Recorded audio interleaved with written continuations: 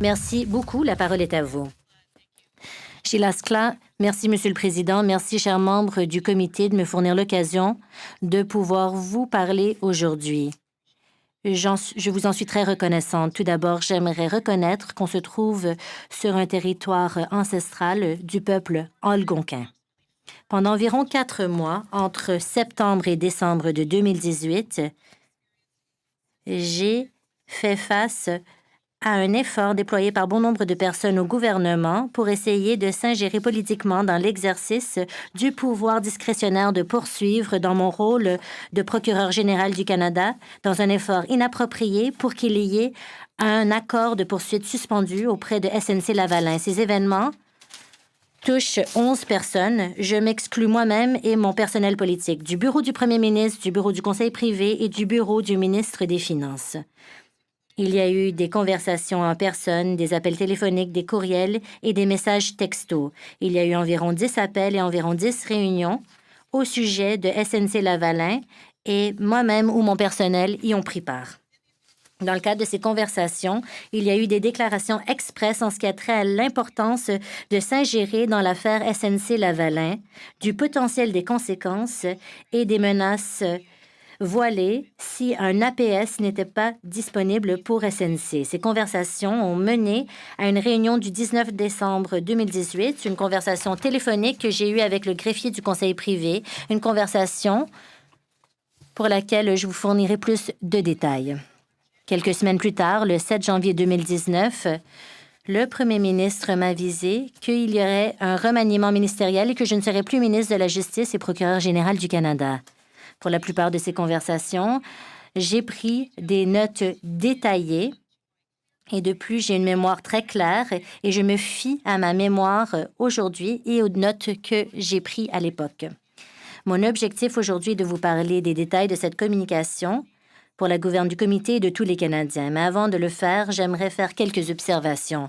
Tout d'abord, j'aimerais remercier les Canadiens de leur patience depuis que le Globe and Mail ait publié un article le 7 février. J'aimerais notamment remercier les gens qui ont communiqué avec moi au Canada. J'ai apprécié vos messages et j'ai lu tous vos messages.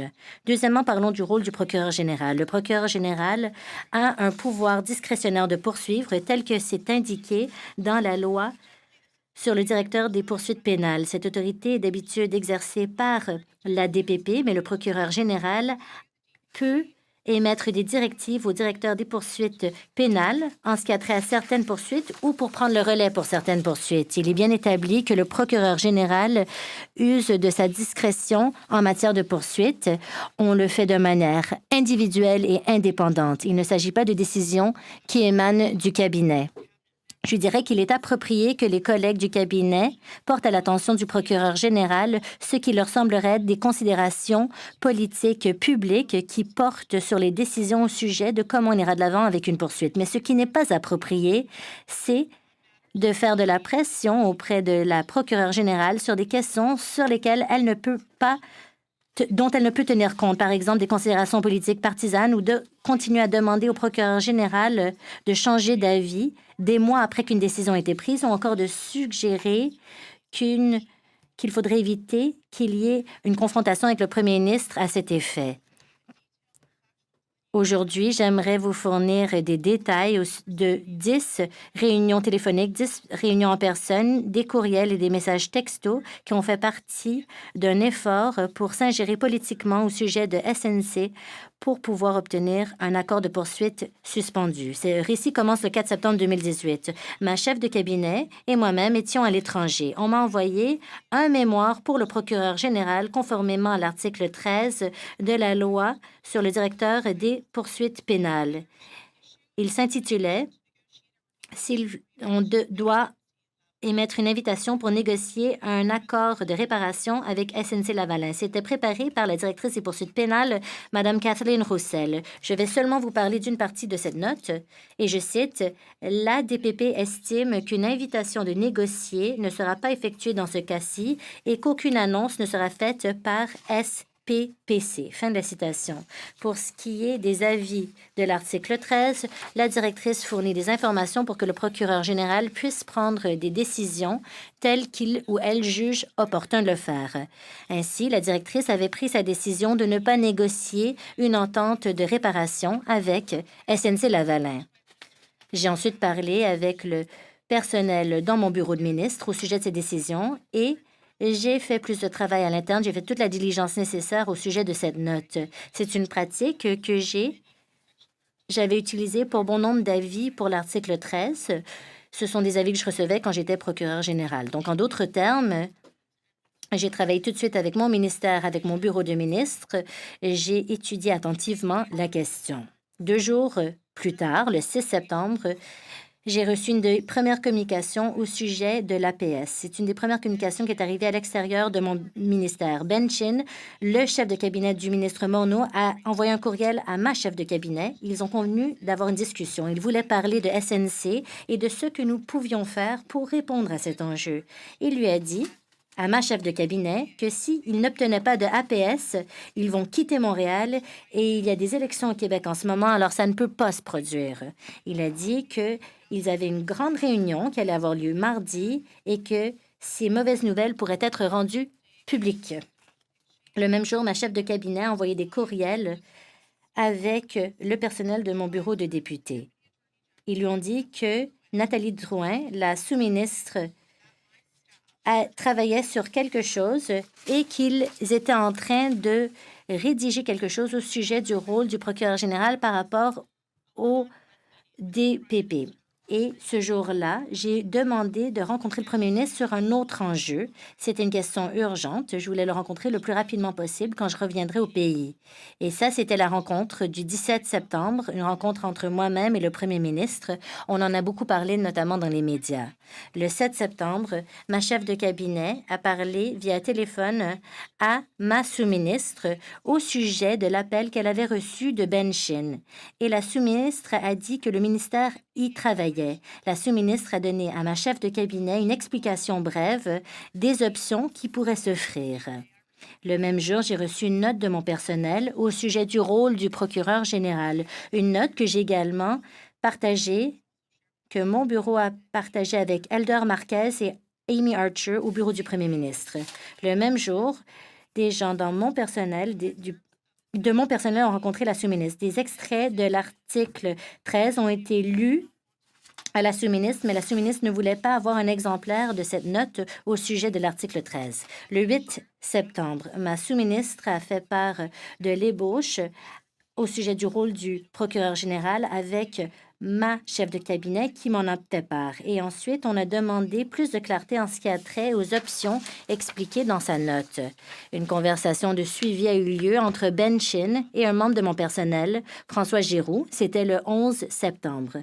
Monsieur Chin a dit que SNC avait été avisé que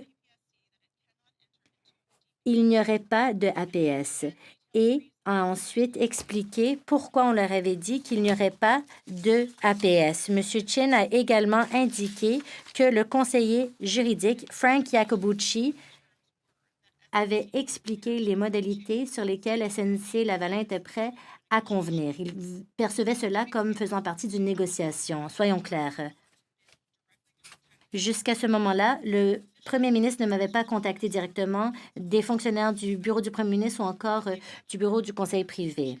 À l'exception des discussions de M. Chin, les communications avaient surtout eu lieu à l'interne du ministère de la Justice. Tout a changé le 16 septembre.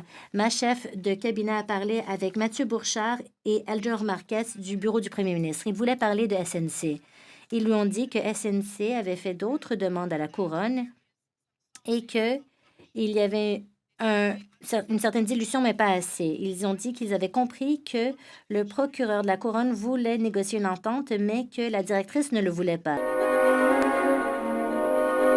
Faire et qu'il ne pouvait pas diriger, mais qu'il comprenait que notre sous-ministre de la Justice pensait qu'on pouvait en parler avec le SPPC pour dire qu'on pense qu'on devrait obtenir des conseils externes à ce sujet.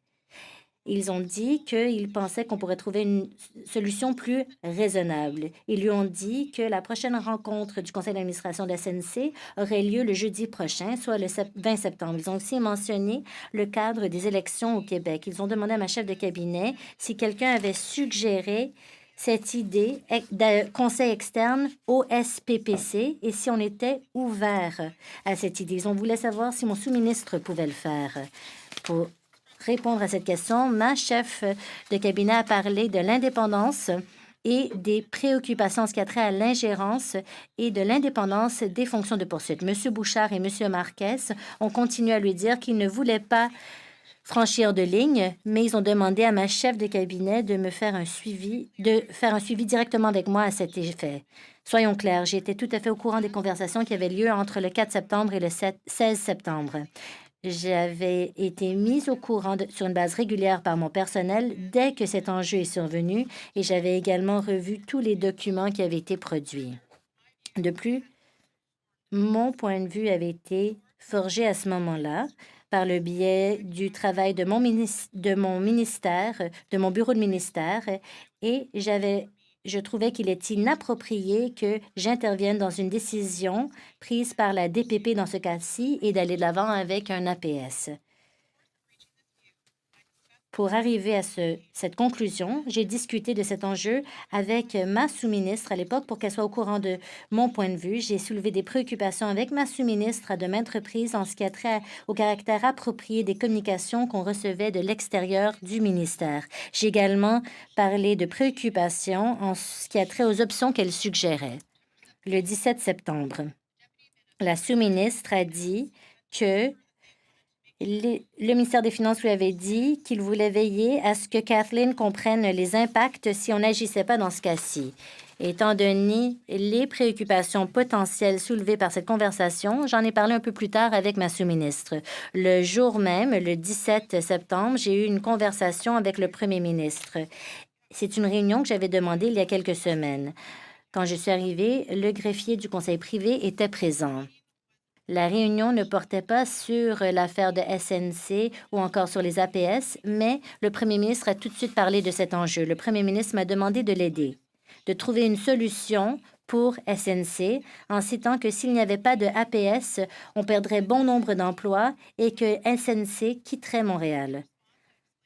En guise de réponse, je lui ai expliqué la loi et je lui ai expliqué ce que j'avais la capacité de faire ou de ne pas faire en vertu de la loi sur le directeur des poursuites pénales en ce qui a trait au fait d'émettre des directives.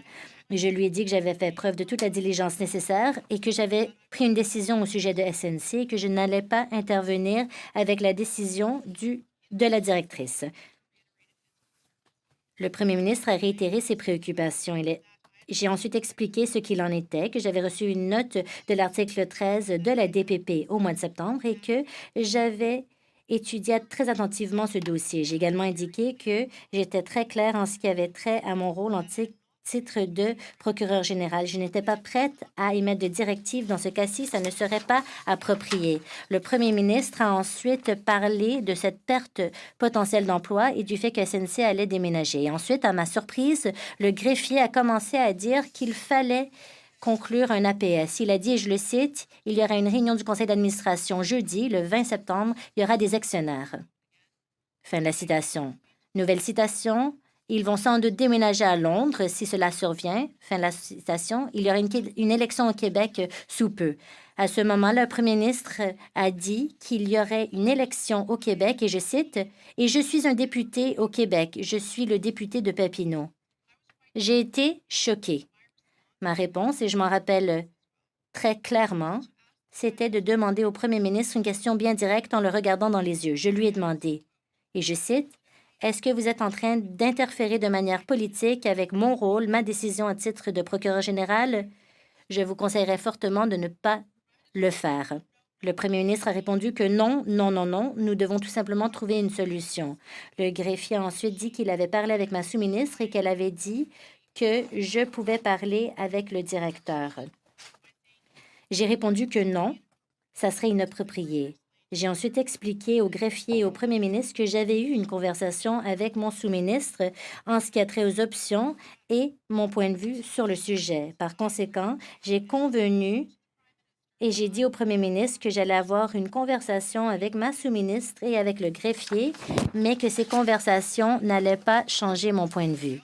J'ai également dit que mon personnel et mes fonctionnaires ne sont pas autorisés de parler avec le SPPC.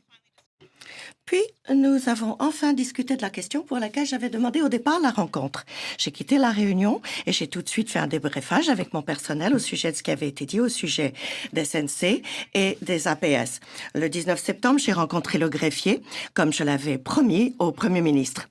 Nous nous sommes retrouvés tous les deux dans mon bureau.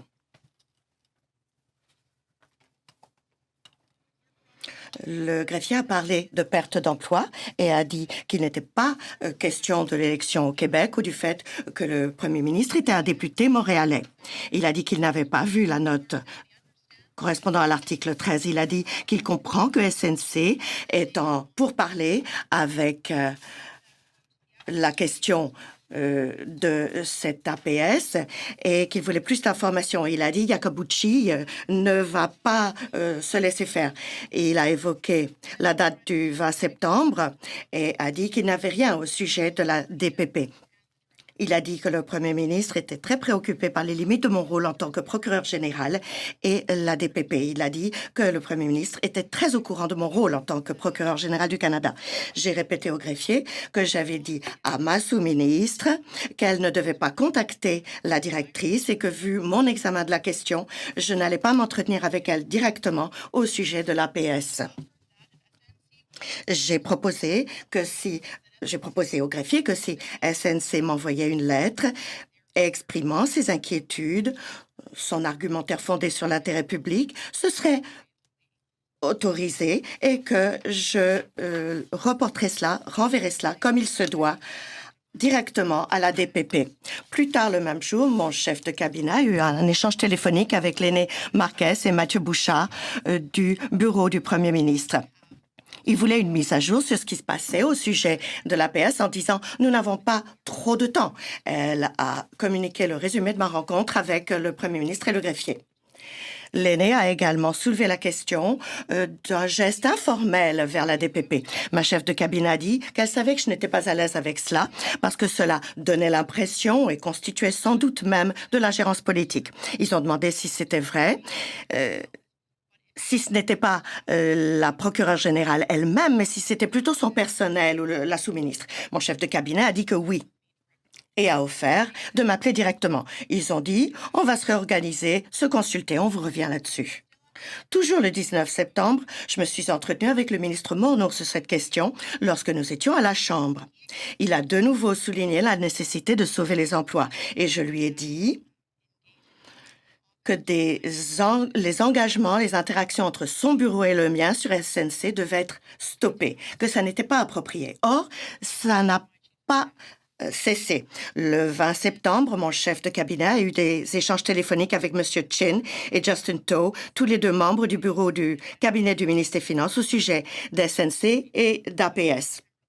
À ce stade-ci, donc, il y a eu une pause après donc le 20 septembre dans la communication avec moi-même et mon chef de cabinet au sujet du dossier SNC. Nous n'avons plus de nouvelles de quiconque jusqu'au 18 octobre lorsque Mathieu Bouchard a appelé mon chef de cabinet et a demandé que je examine la possibilité de demander un avis juridique externe sur la décision de la DPP de ne pas lancer une invitation pour la négociation d'un APS. Cela allait devenir un thème récurrent pendant quelque temps dans les messages émanant du bureau du Premier ministre, soit qu'un examen externe devrait être fait de la décision de la DPP. Le lendemain, SNC a fait une requête auprès de la Cour fédérale cherchant à faire renverser la décision de la DPP de ne pas aller de l'avant avec un accord de réparation.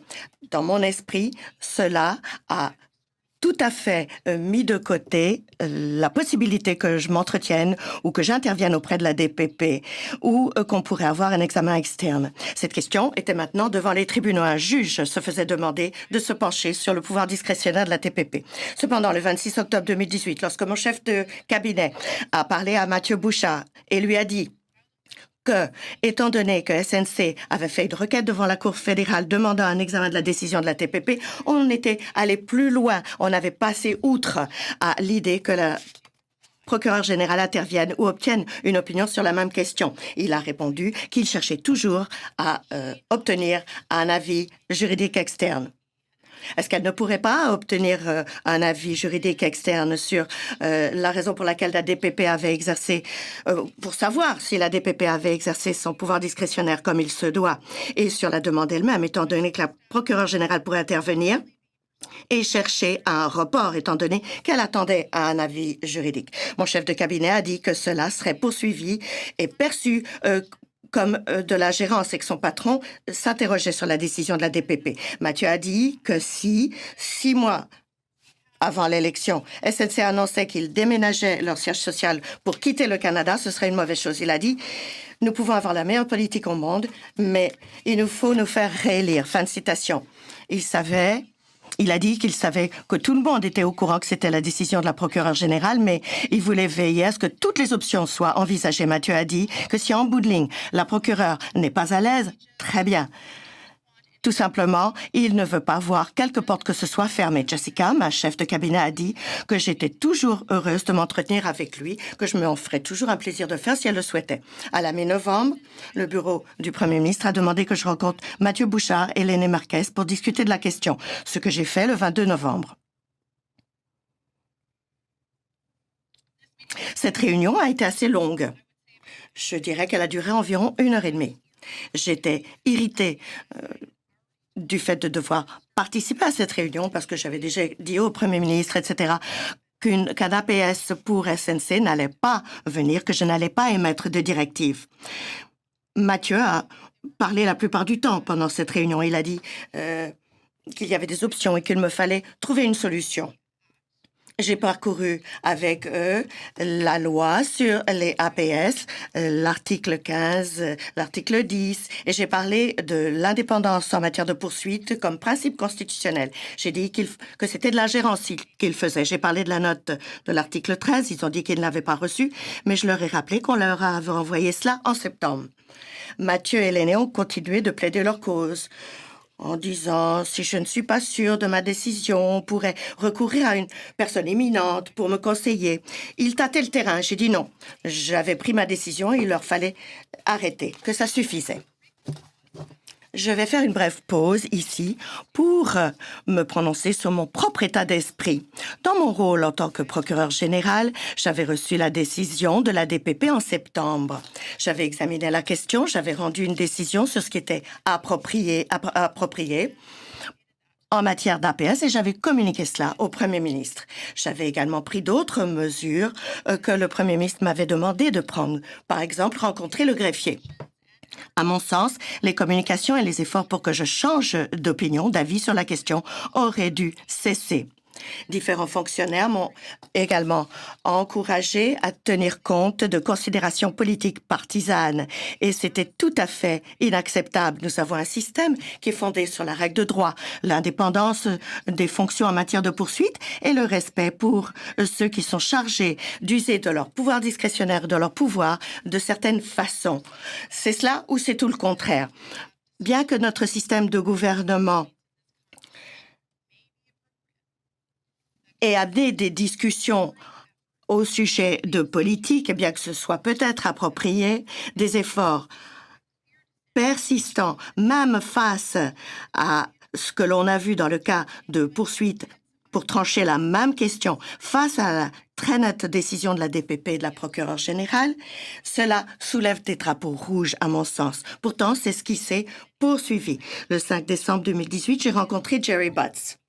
Nous avions tous les deux cherché à obtenir cette rencontre. Je voulais parler de plusieurs choses, y compris SNC et le barrage de personnes qui me pourchassaient, moi et mon personnel.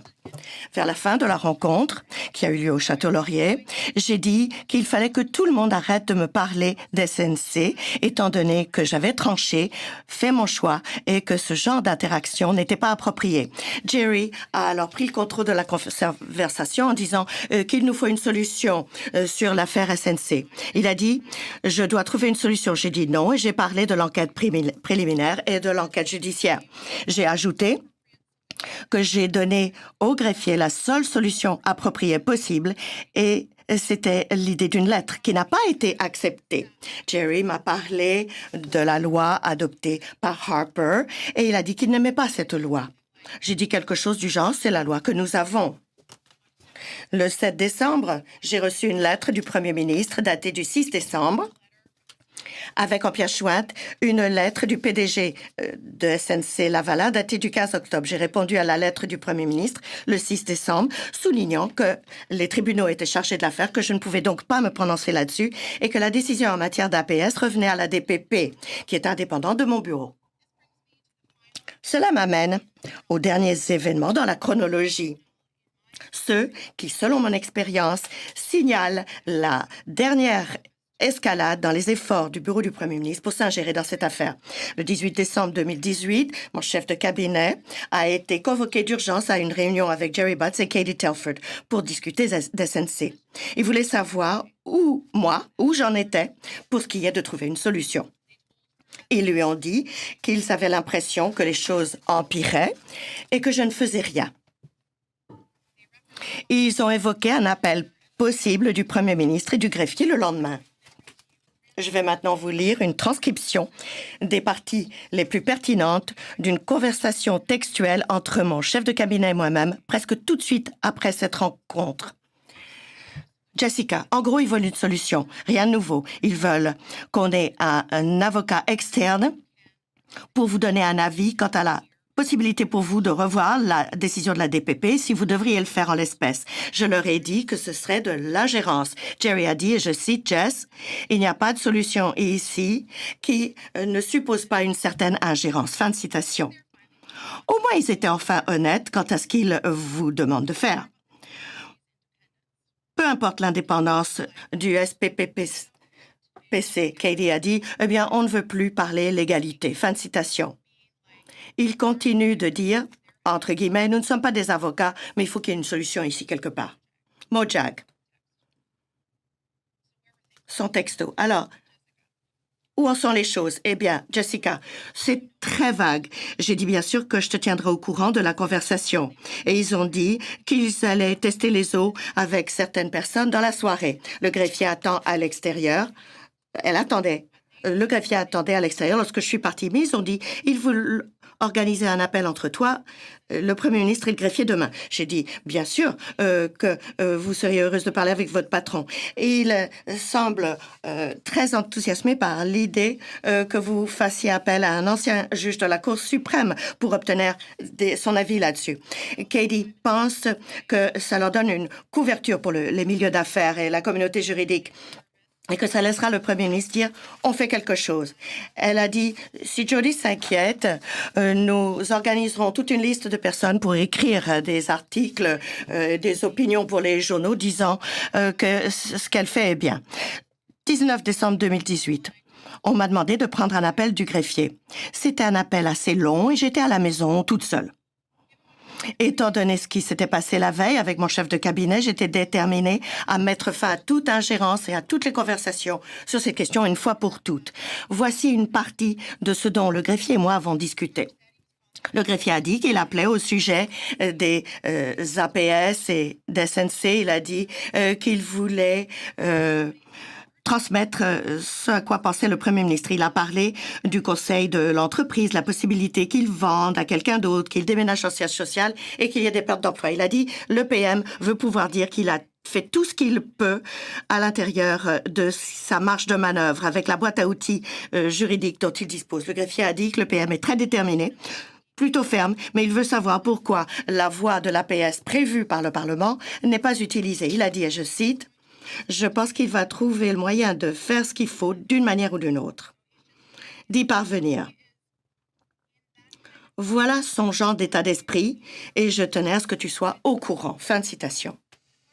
Le greffier a dit qu'il ne savait pas si le Premier ministre comptait m'appeler directement ou s'il pensait obtenir des conseils auprès de quelqu'un d'autre. Vous savez, il ne veut rien faire à l'extérieur de la boîte par rapport à ce qui est légal ou approprié. Il a dit, le PM veut mieux comprendre. Il veut des avis là-dessus et il veut qu'il y ait quelqu'un qui te donne des avis là-dessus si tu veux te sentir plus à l'aise au sujet de ce que tu fais pour ne rien faire d'inapproprié ou qui soit à l'extérieur de la boîte de ce qui était possible. J'ai dit au greffier que j'étais confiante à 100% que je ne faisais rien de mal, d'inapproprié.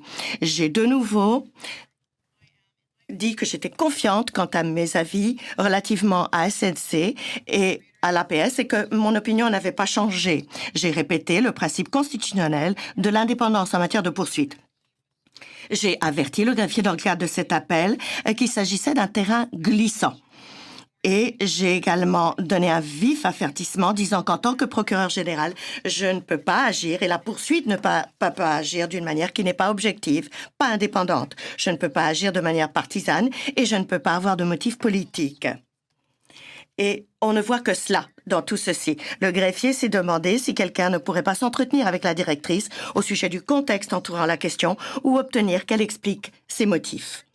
Le greffier m'a dit qu'il allait lui falloir faire rapport au Premier ministre avant de partir, avant de quitter. Il a dit de nouveau que le Premier ministre était assez sûr de son optique et qu'il était un petit peu inquiet. J'ai demandé de quoi il s'inquiétait. Le greffier a alors parlé du fait qu'il n'est pas bon pour le Premier ministre et son procureur général de ne pas être sur la même longueur d'onde. J'ai dit au greffier que je lui donnais mes meilleurs conseils et que s'il n'acceptait pas ces conseils, alors c'était la prérogative du Premier ministre de faire comme bon lui semble. Mais j'ai dit que j'essayais de protéger le Premier ministre de toute ingérence politique ou de toute perception d'ingérence politique ou autre. Le greffier a dit d'accord, mais il a déclaré que le Premier ministre n'a pas le pouvoir de faire comme bon lui semble. Tous les outils sont entre mes mains, a-t-il dit. J'ai dit que je songeais au massacre du samedi soir, mais que j'étais confiante que j'avais donné au Premier ministre mes meilleurs conseils pour le protéger, pour protéger le principe constitutionnel d'indépendance en matière de poursuite. Le greffier a dit qu'il craignait une collision entre le Premier ministre, ou plutôt parce que le Premier ministre était plutôt ferme en la matière. Il m'a dit qu'il avait vu le Premier ministre quelques heures auparavant et que c'était vraiment très important pour lui.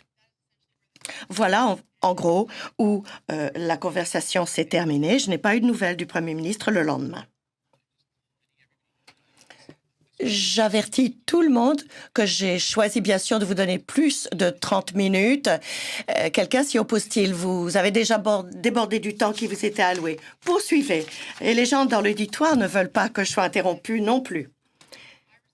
Le 7 janvier, j'ai reçu un appel du Premier ministre et on m'a dit qu'il y avait un remaniement et que je ne serais plus ministre de la Justice et procureur général du Canada. Je ne veux pas aller dans le détail de cet appel ou des communications subséquentes au sujet du remaniement, mais je vous dirais que j'ai déclaré que je pensais que le motif, la raison, c'était toute l'affaire de SNC. Ils l'ont nié. Le 11 janvier 2019, le vendredi avant le remaniement, mon ancienne sous-ministre est convoquée par le greffier. On lui dit que le remaniement va se faire et qu'elle aura un nouveau ministre. Dans le cadre de cette conversation, le greffier dit à la sous-ministre que l'une des premières conversations que le nouveau ministre aura avec le Premier ministre portera sur SNC-Lavalin. En d'autres termes, que le nouveau ministre devra être prêt à parler de ce dossier avec le Premier ministre. La sous-ministre rapporte cela à mon chef de cabinet qui me parle de cet échange. Mon récit s'arrête ici. Je dois répéter au comité mon inquiétude telle qu'étayée dans ma lettre envoyée au président du comité hier, soit le décret en conseil numéro 2019 0105 qui ne parle que de mon temps comme procureur général du Canada et je ne suis donc nullement dégagée des restrictions qui s'appliquent à mes communications pendant que j'ai fièrement servi comme ministre des Anciens combattants. Et dans le contexte de ma démission de ce poste ou ma présentation au cabinet après ma démission. Pendant cette période, il y a eu des communications sur des sujets que certains membres du comité ont explorés avec d'autres témoins et au sujet desquels des déclarations publiques ont été faites par d'autres. Le décret en conseil maintient diverses contraintes, y compris le secret du cabinet et le fait que je ne peux que parler librement que de dossiers et de questions survenues après mon départ du poste de procureur général. Même en tenant compte de ces contraintes, j'ose espérer que grâce à mon récit d'aujourd'hui, le comité et tous les Canadiens ont maintenant une idée très claire de ce que j'ai vécu, de qui savait quoi et de ce qui a été communiqué. J'espère et je compte que les faits parlent pour eux-mêmes. J'imagine que les Canadiens comprennent maintenant pleinement qu'à mon sens, ces événements constituaient de la pression pour intervenir dans un dossier et que cette pression ou ingérence politique pour intervenir n'était pas appropriée. Cependant, les Canadiens pourront juger par eux-mêmes alors que nous disposons maintenant tous de la même information. Enfin, comme je l'ai déjà déclaré, j'ai toujours été d'avis que le procureur général du Canada doit être non partisan, plus transparent quant aux principes qui sous-tendent les décisions et, à cet égard, toujours prêt à livrer la vérité à ceux qui sont au pouvoir. En disant cela, je réfléchissais et j'exprimais ce que je comprends comme étant l'importance essentielle de la règle de droit et de l'indépendance de la poursuite, de la magistrature, etc. dans notre démocratie. Ma compréhension a été façonnée par mon vécu. Je suis bien sûr avocate. J'ai été procureure dans le Downtown Eastside à Vancouver. Je suis donc une professionnelle formée, engagée à l'égard de certaines valeurs que je respecte comme étant au cœur de notre système de règles et de droit. Mais ma compréhension de la règle de droit a également été façonnée par mon expérience en tant que personne autochtone et leader. L'histoire de la relation entre la couronne et les peuples autochtones dans ce pays inclut une histoire de non-respect de la règle de droit. En fait, l'une des principales raisons pour lesquelles on a un besoin urgent de justice et de réconciliation aujourd'hui est que dans l'histoire de notre pays, nous n'avons pas toujours défendu les valeurs essentielles comme la règle de droit dans nos relations avec les peuples autochtones. Et j'ai vu l'impact négatif pour la liberté, l'égalité et une société juste. J'ai été témoin de cela moi-même. Lorsque j'ai pris l'engagement, la promesse de servir les Canadiens comme ministre de la Justice et procureur général, j'ai abordé cette charge avec un engagement profondément enraciné envers la règle de droit et l'importance d'agir de manière indépendante de partisanerie, d'intérêts politiques et étroits dans toutes les discussions, dans toutes les décisions.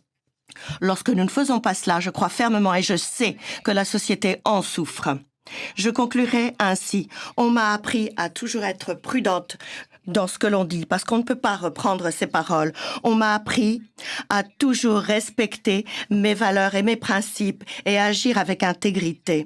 Ce sont là les enseignements de mes parents, mes grands-parents et ma collectivité, ma communauté. Je viens d'une longue lignée de matriarches et je dis la vérité, conformément aux lois et traditions de notre grande maison. Voilà qui je suis et voilà qui je serai toujours. Merci.